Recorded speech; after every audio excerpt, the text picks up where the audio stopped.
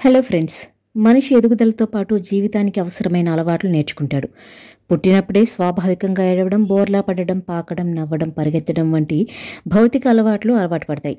ఈ భౌతికపరమైన అలవాట్లు మనిషి వయసు పెరిగే కొద్దీ అనుభవాలతో పాటు పటిష్టమవుతాయి.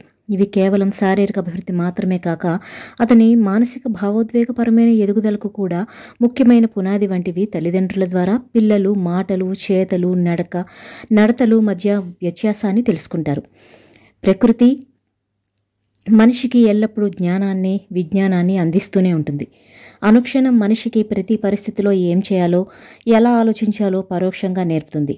బోధివృక్షం కింద తపస్సు చేసిన బుద్ధుడికి కూడా ఆ ప్రకృతి జ్ఞానాన్ని అందించింది. ప్రతి మనిషి తన జీవితంలో ముందుకు వెళ్ళడానికి అందుకుంటారు. యాపిల్ చెట్టు కింద కూర్చున్న న్యూటన్ తలపై పండు పడటం, ఆ పండు పైకి వెళ్లకుండా కింద పడటానికి గల కారణం ఏమిటన్న కుతూహలాన్ని రేకెత్తించి ఈ సాధారణ సంఘటన మార్పును తెచ్చింది. ఆసక్తే అతనికి గురుత్వాకర్షణ సిద్ధాంతాన్ని చేసే విజ్ఞానానికి నూతన ద్వారాలు తెరిచింది.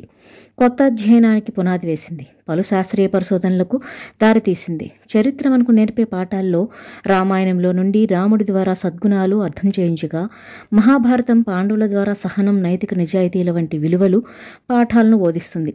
రాముడు తన జీవితంలో అనుసరించిన ధర్మం, అతని వినయశీలత, వాక్చాతుర్యం, నిబద్ధత వంటి సద్గుణాలు మనకి మంచి జీవితానికి మార్గదర్శకాలు. పాండవులు మహాభారతంలో అనుభవించిన కష్టాలు, ఎదిరించిన సవాళ్లు, అవమానాలు అన్నీ ధైర్యంతో ఎదుర్కొన్న విధానం మానవ జీవితంలో సహనానికి, నైతికతకు తెలియజేస్తుంది. అలాగే పాండవులు నైతికతను, నిజాయితీని పాటించి తమ ధర్మాన్ని కాపాడుకోవడంలో చూపించిన పట్టుదల మనకు నిజాయితీ అంటే ఏమిటో, ఎలా ఉండాలో స్పష్టంగా చెప్తుంది.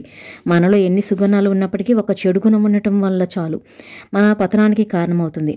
రావణుడిలోని పరస్త్రీ వ్యామోహం, కౌరవుల అసూయ, వ్యసనం వారి యుద్ధం వరకు తీసుకెళ్లాయి. వీటి ఫలితాలు ప్రపంచానికి స్పష్టంగా తెలుసు. సీతను బలవంతంగా లంకకు తీసుకెళ్లడం రాముడితో శత్రుత్వం పెంచుకుంది. అతని పతనం ప్రారంభమైంది. చివరికి రావణుడి అసమర్థత అతని అంతమొందించడానికి దారితీసింది. దుర్యోధనుడి అసూయ, కర్ణుడి సన్నిహితుల జోద వ్యసనం, పాండవులపై కౌరవుల దుర్బుద్ధి వంటి చెడు లక్షణాలు మహాభారత యుద్ధం జరిగేలా చేశాయి. కుటుంబం, సంస్కృతి, సాంప్రదాయాలు మనిషి ఎలా జీవించాలో మార్గనిర్దేశం చేస్తాయి. ముఖ్యంగా కట్టుబాట్లు, విలువలు మరియు మానవ సంబంధాల గురించి బోధిస్తాయి. మనిషి కొన్ని సందర్భాల్లో కొత్త పాఠాలు అనుభవ సాధ్యం అవుతాయి. ఆ పాఠాలను అవి అలవాట్లుగా మారుతాయి. అలవాటు ఒక తాడు లాంటిది. ప్రతిరోజు సద్భావనలతో పేనితే ఆయుర్దాయం పెంచే దృఢమైన తాడు రూపంలో మారుతుంది. అదే అలవాట్లు, భావనలతో కూడినవైతే ఆ తాడు బలహీనమైన జీవితాన్ని మార్చుతుంది. ఆరోగ్య నిపుణులు హెచ్చరిస్తున్నారు, మంచి అలవాట్లతో దృఢమైన ఆత్మస్థైర్యం కలిగిన జీవన తాడును అల్లుకోవడం ద్వారా మనిషి ఆరోగ్యంగా జీవించగలుగుతాడు. నిర్ణయం తీసుకోవడం, స్వీకరించడం తెలిసినప్పుడు ఛేదించడం కూడా నేర్చుకోవాలి. కాశీకి వెళ్ళి గంగలో ఏదో వదిలేశామని గర్వంగా చెప్తాం, కానీ మనలోని దుర్గుణాలను, మలినాలను ఛేదించినట్టు ధైర్యంగా చెప్పలేం. నిజంగా మనం గర్వించదగ్గ విషయం అయితే మనలోని అనుచితమైన లక్షణాలను ఛేదించి అవి లేకుండా సాధ్యమైన స్థాయిలో శ్రేష్టతను సాధించడమే.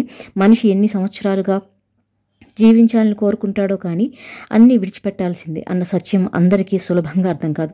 తాత్కాలిక సంతోషానికి ఇచ్చే విషయాలను వదలడంలో మనిషికి ఆసక్తి ఉండదు, కానీ వాటి మీద ఇంకా వ్యామోహం పెంచుకుంటాడు. శరీరాన్ని, మనసును, ఆధ్యాత్మికతను నశింపచేసే వాటిని వివేకానంద విషమంటూ భావించి త్యజించాలని సూచించారు. త్యజించడం అంటే కేవలం దురలవాట్లను వదిలేయడం మాత్రమే కాదు, వాటి స్థానంలో మంచి అలవాట్లను పొందడం మరియు వాటిని అమలు చేయడం కూడా. ఇది ఒకసారి చేస్తే వచ్చే ప్రవర్తనలో మార్పు కాదు, నిత్యం మన పాత అలవాట్లను కొత్త అలవాట్లతో ప్రతిరోజు శుద్ధి చేసుకుంటూ సాధ్యమవుతుంది. విజయానికి ఇది బాటలు వేస్తుంది. అడ్డుగా నిలిచే చెడు అలవాట్లను ఛేదించాలంటే ముందుగా కొత్త అలవాట్లను స్వీకరించడానికి ఉన్న భయాన్ని నివారించాలి. కొన్ని అలవాట్లు మంచివై ఉంటే వాటి నియంత్రణ లేకపోతే అవి క్షీణతకు దారితీయవచ్చు. ఏదైనా అలవాటు సక్రమంగా ఉండాలి, కానీ వ్యసనంగా మారకూడదు. హిందువుల పండుగల్లో, ముఖ్యంగా 3 రోజుల పాటు జరిగే పెద్ద పండుగలో మొదటి రోజున మనం వ్యర్థ పదార్థాలను మంటల్లో వేయడం విడిచిపెట్టి విజయాన్ని అందించే మంచిని స్వీకరించేందుకు సిద్ధంగా ఉన్నట్లు సూచిస్తుంది. సంక్రమణ అంటే మారడానికి సిద్ధమవడమే అని అర్థం చేసుకోవాలి.